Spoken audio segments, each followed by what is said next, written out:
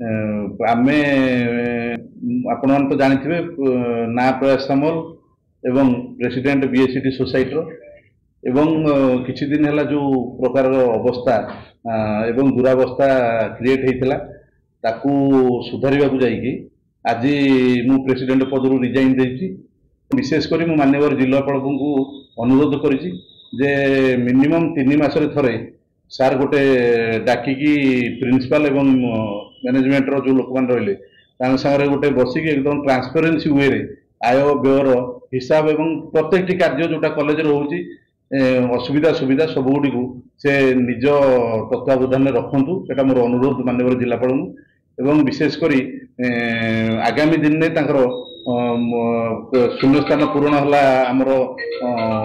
Presidentship रो तेणु management आगु कौन करिवो सेटा हम चिंता करिवे एवं आईन अनुसार जा हबो सेटा मध्ये से माने पदक्षेप नेबे बोली मोर आशा। तेणु मोर आपण मानको माध्यम रे से समस्त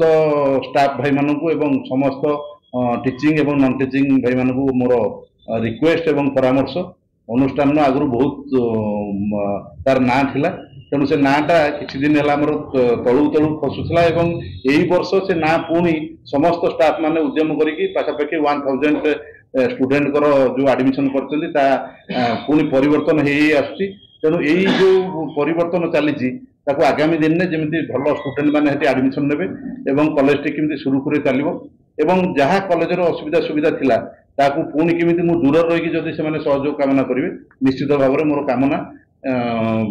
मोर तांकर परामर्श एवं से आवश्यक साहाय्य सहयोग जहाँ रही निश्चित भाव में देवी।